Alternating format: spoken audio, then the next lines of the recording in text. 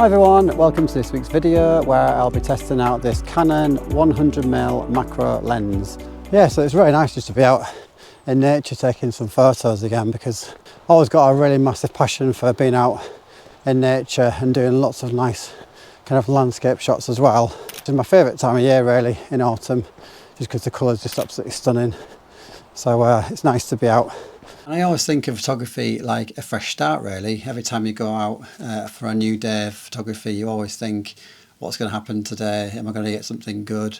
You may come back some days and not really get very much at all, but I think really you just never stop learning. Yeah, I'm going to try and get into this and just capture some of those kind of really close, lovely water droplet type images for that kind of really fine details.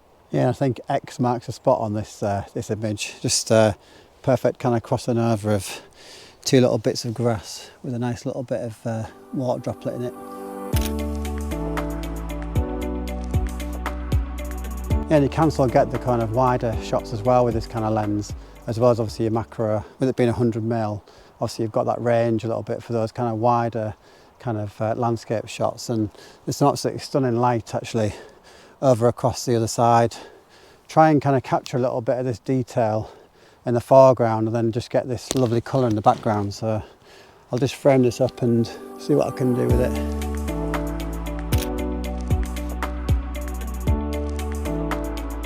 And another learning that I found from using this lens, which is the Canon Macro 100mm, lovely lens, lots of detail in this one. There was a couple of instances in this video where I was trying to capture something a little bit wider, but actually I couldn't move my feet further back. I couldn't get into a position to get enough of the frame in. And I've also got quite used to using a zoom lens. I'm just going to get it a second to show you. So this is the 24-105 lens, which I tend to use quite a lot of. And yeah, obviously as you can tell, you've got the zoom in there. Really good, but it's also quite a lazy lens, because what I mean by that is you tend to, instead of moving towards your subject when you want to get closer, you just zoom in, which is probably bad practice because you're going to lose a lot of that kind of detail ultimately. So if you've got the option to get closer to that subject, definitely move your feet towards and don't zoom in on the lens, because you will lose some quality in your image. Yeah, I was just looking for a bit of detail more than anything, but I've just found this little section here that looks obviously like someone's just cut it and put it in the middle of this wood, but there's a nice little leaf on it. It's got a nice little bit of detail there, so I'm going to shoot that. It's only very, very small, as you can see the scale of the camera compared to it, but it's just got what I'm after really, which is the little water droplets on it. So I'm going to shoot that and yeah, see how it turns out. Nice to be out because it is, again, finally a little bit kind of nicer weather to be out and enjoy a bit of photography. Yeah, I've had a lot of rain here recently. I can tell that the River Nid here is a lot higher than it was a couple of weeks ago. I'm not surprised, because we had Storm Claudia from Spain with us a couple of days ago, and that certainly came down for, God, longer than 24 hours of rain. So it's really lifted all the riverbanks the last couple of days. Just starting to get that little bit darker now.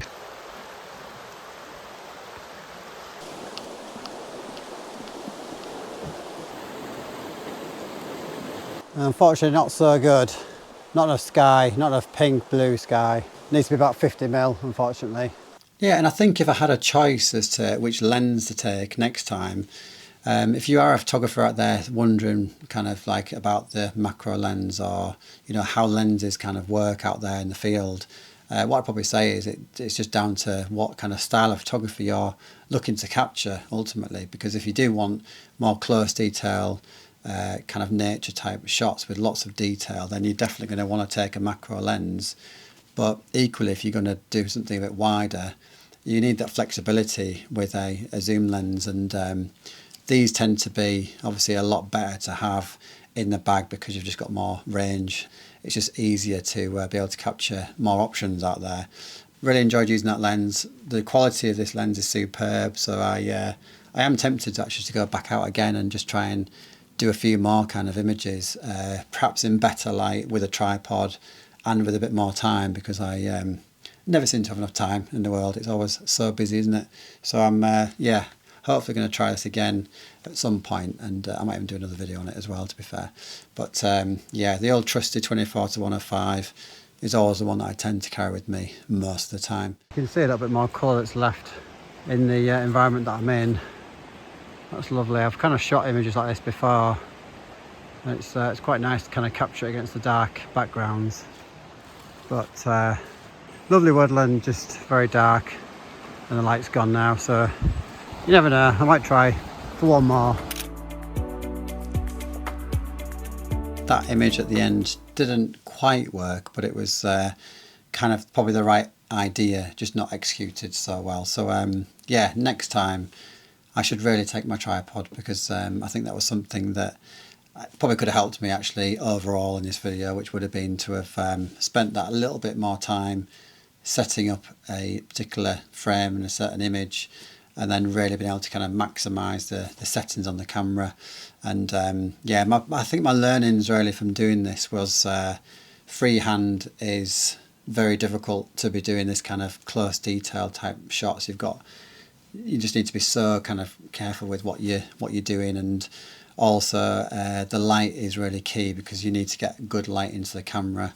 My ISO levels were quite high, probably too high really for this, and I was having to reduce down the f-stop quite a lot on the camera when I probably wanted it to be much kind of wider, so I could get more detail into the images. But yeah, again, it's all a bit of a learn, isn't it? And I think I would do some things very differently the next time I go out with this kind of lens. So yeah, all good fun, all good learn, and I do generally think that that's a massive part, as I've said earlier in the video, is you never stop learning in photography, and different moments and different experiences teach you new good habits ultimately. So yeah, good little experiment, I think, a good learn overall.